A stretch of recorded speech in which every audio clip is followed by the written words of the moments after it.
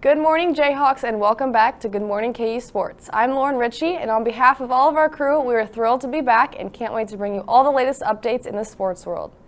We can't wait to get started, so go ahead and roll that intro.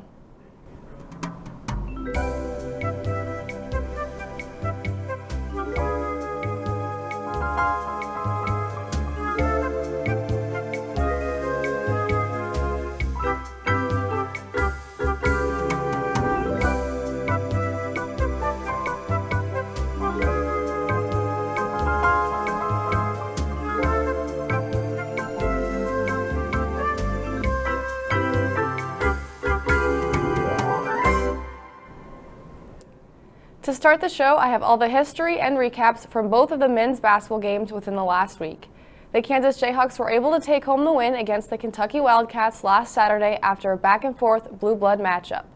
The number 9 Jayhawks were in Lexington, Kentucky at Rupp Arena with an SEC vs. Big 12 challenge on the line. This was the 10th time in the last 12 seasons that the two have faced off.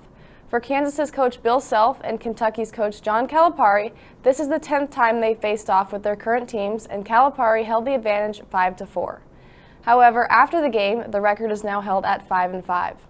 These are the top two winningest programs, and the Jayhawks are at 2,375 wins, and the Wildcats with 2,368. Kansas was able to pass Kentucky just this past season after the Jayhawks won the national championship, and the Wildcats lost in the first round.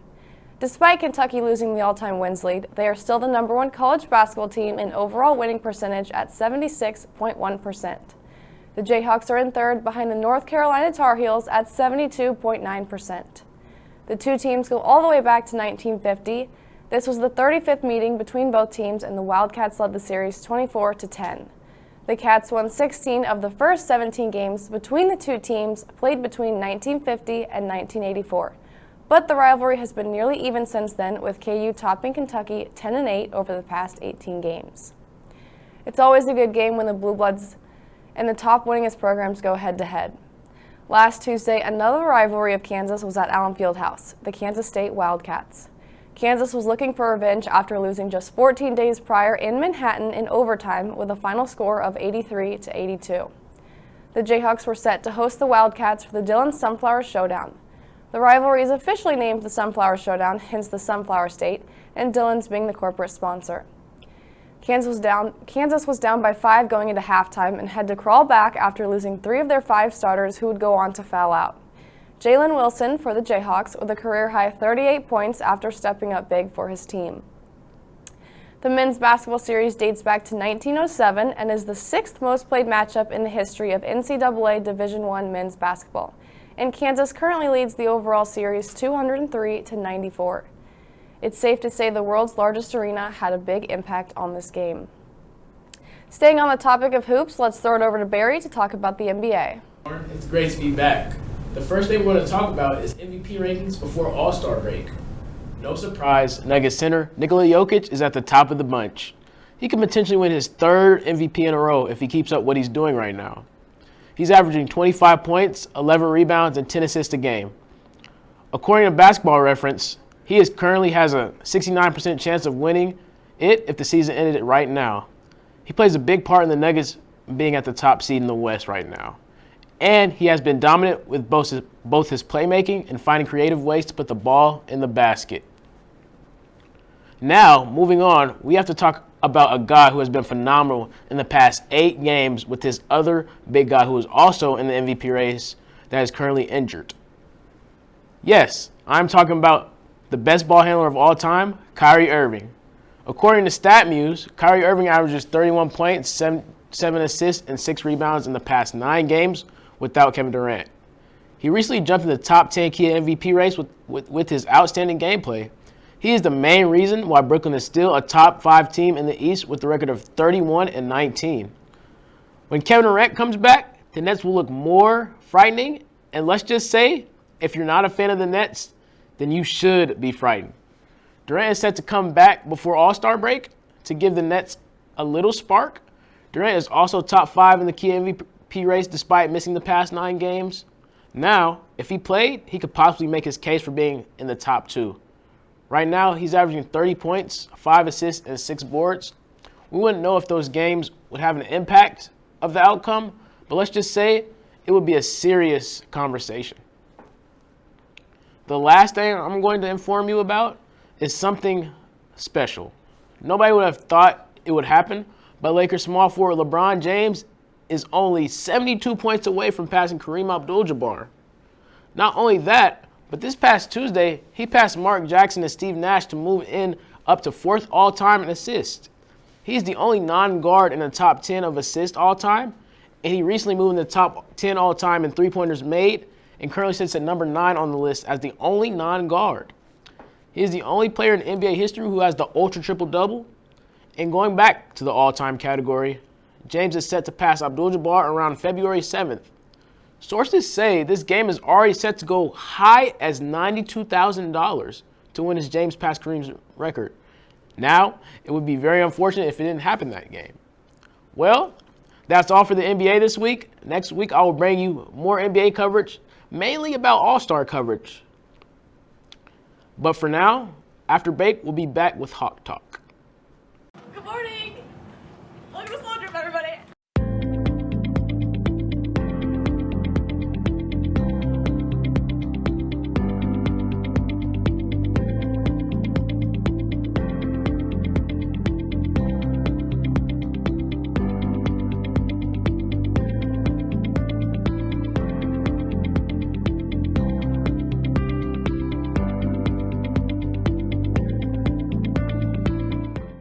Shot and goal. Tic-tac-toe. Kansas scores. I want you guys to come out to the rivalry at the rink against Mizzou. We want tons of fans there. We want more than them. It's going to be a great game. Hope to see you there. At Cable Dahmer Arena in Independence. Welcome back to Hawk Talk. I'm Lauren Ritchie. I have Liam Carson on my right and Barrett Anderson on my left, and we're going to be talking all things basketball. So Liam, tell me what you have seen since we've been gone. KU basketball, we came into a big 3-game slump there, losing 3 straight, but they've gotten back on the roll, beating Kentucky in Lexington. That's always a huge win with that blue battle, the Blue Bloods, sorry, and beating K-State again at home. That's also a great win. We've seen a lot of Jalen Wilson and the impact he's had on the team. Barry, what have you seen from him? Jalen Wilson's been phenomenal. He matched his career high twice despite losing in those games, and he actually was one of the big parts of the reason why they recently beat K-State, getting 38 points. And also DeJuan Harris, who's not really a scorer, he also provided 18 points for them. So it's good to see all the people who really don't have impact on scoring play like that, because that's the spark KU's going to need coming into the March Madness soon. So, yeah. And under Bill Self's time here in his 20 years, he's never seen more than a 3-game losing streak, so it was good to see them kind of beat Kentucky, get out of that slump, and we've seen a lot of players like Grady Dick kind of come out of that slump that he was having. Anything else? Any of the other players that step up to you? I think a big reason they came out of that slump is just a lot of the bench play. I mean, Uday coming off the bench, he provided a big spark off the bench, and it was pretty much just a lot of the scoring was relying on Jalen and Grady, and to get more scorers like DeJuan and Uday and even Zuby at some points, that's just really good for the team to get everyone scoring. And we recently saw Zuby get injured, so we've had Ernest get some minutes. Zach Clemens has obviously stepped up huge. He's been able to hit some threes. DeJuan Harris is hitting threes. It's good to see a new team, and hopefully that can get us far. Hold on, you guys are forgetting about somebody. The man himself, KJ Adams. Last year, he averaged only 1 point a game, and now it's sparked up to 10 points a game. He's played a big part. Some people say he's not a real big man, but he's very athletic and he can grab you boards. But yeah, he's been averaging 10.5 points a game, 4 rebounds and 2 assists, and he's getting 19 and 20. So yeah, more for the bench and a lot more coming from KJ Adams and the rest. So I see a bright future. We have a lot of Big 12 games still to come. How do you think they're going to finish in the Big 12? I think it's going to be a really tight race with teams like Texas, Baylor, K-State. I could see it definitely ending in a tie, but KU has a game against Texas on Monday at Allen Fieldhouse. If they can get that win, it'll put them in a really good spot there in the Big 12 standings. I think KU end up towards the top. I'm not so sure they're going to win it outright, but I'm sure they're going to get some sort of share of the title. Oh, yeah, for sure.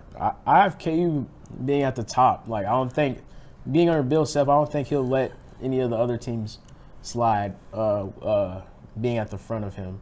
But, yeah, I see another Big 12 championship coming, not even being biased. Like, even if I wasn't a KU fan, I'd still see KU winning because, like, it's a norm seeing KU be at the top of the Big 12 when it comes to basketball. Yep, the Big 12 is good, so we can expect the rest of the games to be a good season and good games. And talking a little bit about the women's team, we've seen a lot of Holly Kerr-Skeeter. She stepped up and had some career highs. We've seen Tyon Jackson with rebounds. Unfortunately, they haven't been able to win recently, but they are still trying to improve their record every day. And we wanted to touch a little bit on the football as the 2023-24 schedule has been released. Liam, how do you see them doing? When I looked at the schedule first, I saw 7 home games at the booth. So, like last year, I hope we can sell out all those games. And if we can do that, I see us winning a good amount of those home games. So my early record prediction is probably going to be around 6-6. Get another bowl game for the Jayhawks. Now, have you guys seen the what is that thing? I mean, yeah, the transfer portal. Yeah, have you seen the transfer portal? We just got somebody from LSU, a number 4-star recruit. We're getting big name players right now. And I just see us having like a better year than we did last year, fixing all the mistakes KU have. Not we, but I don't play for KU, but you get what I'm saying. But yeah, I just see KU going 7-5.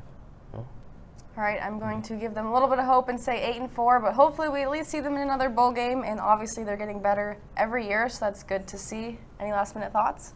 I just want to touch on the new Big 12 teams that are coming into the schedule. I mean, KU plays Cincinnati and BYU, so that would be cool, and UCF, so that would be cool to play those new Big 12 teams. All righty, that's been Hog Talk, and we'll be back after the break.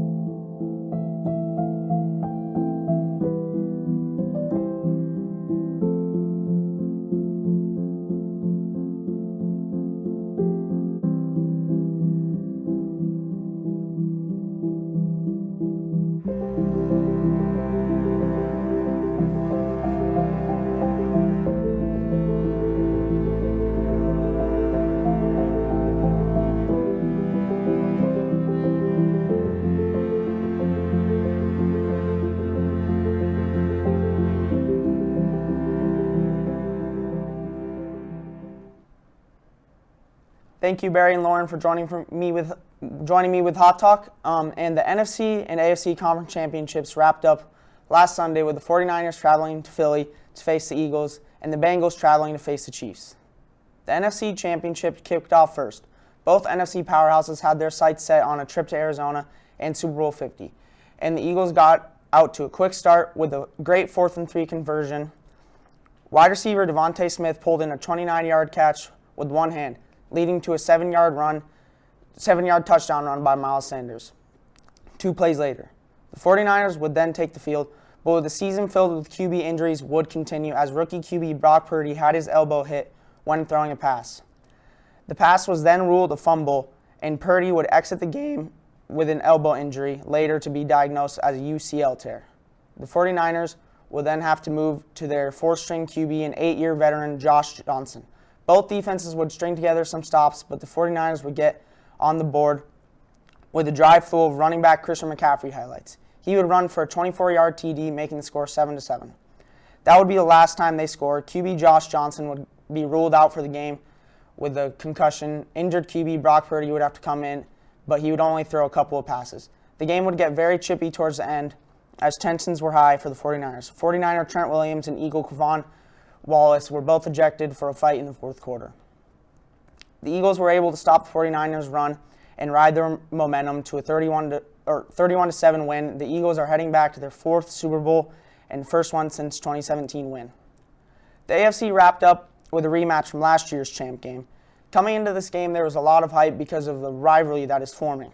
Some Bengals players and many fans were claiming QB Joe Burrow has had QB Patrick Mahomes' number. Some were even calling Arrowhead Stadium Burrowhead. The Chiefs and Patrick Mahomes took that personally and were not going to deal with the disrespect. They got out to a quick start on defense, getting to Joe Burrow early, leading 13-3, but the Bengals were able to put together a field goal drive right before halftime, 13-6 at the break. The Chiefs received the second half kickoff, but were stopped, and the Bengals put together a nice drive. Joe Burrow found wide receiver T. Higgins for a 27-yard TD to tie the score at 13. Patrick Mahomes struck right back, finding wide receiver Marquez Valdez-Scantling for a 19-yard TD pass. The Bengals would then be stopped and have to punt the ball back to the Chiefs. The Chiefs were driving, but Patrick Mahomes lost the ball when he was standing in the pocket, and the Bengals recovered the fumble in Chiefs territory. The Bengals were faced with a 4th and 6, but Joe Burrow found wide receiver Jamar Chase for a huge 35-yard completion to set them up with 1st and goal. They then rushed it in 2 plays later to knot the score at 20. Both teams were able to string together some defensive stops in the 4th quarter, but the Chiefs were eventually punted the ball one last time with 35 seconds left. A big punt return and a late hit out of bounds call on the Bengals set up kicker Harrison Butker for a 45 field goal to send the Chiefs to their 3rd Super Bowl in the last 4 years. This rematch delivered once again. Many Bengals fans thought there were some questionable calls in the game, but in the end the Chiefs overcame some injuries to Mahomes and wide receivers as well as trash talk to become AFC champions. Setting up the Super Bowl 57 matchup between the Chiefs and the Eagles. The game is set to kick off next Sunday the 12th at 5:30 p.m. on Fox. Should be a great one. Tune in to next week's show where we will do a full breakdown of the matchup. The Super Bowl is not the only thing in the NFL headlines as 2 new head coaches were hired. The Denver Broncos agreed to terms with Sean Payton and the Saints to make him their next head coach. The Broncos did have to send some draft picks over to get him.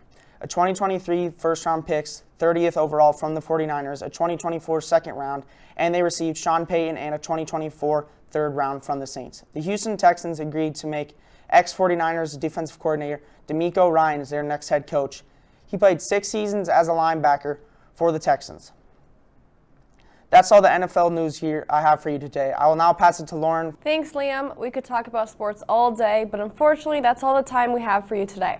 Make sure to stay tuned for the Playmakers Show going live at noon on Media Crossroads, and we'll see you next week. Rock Chalk.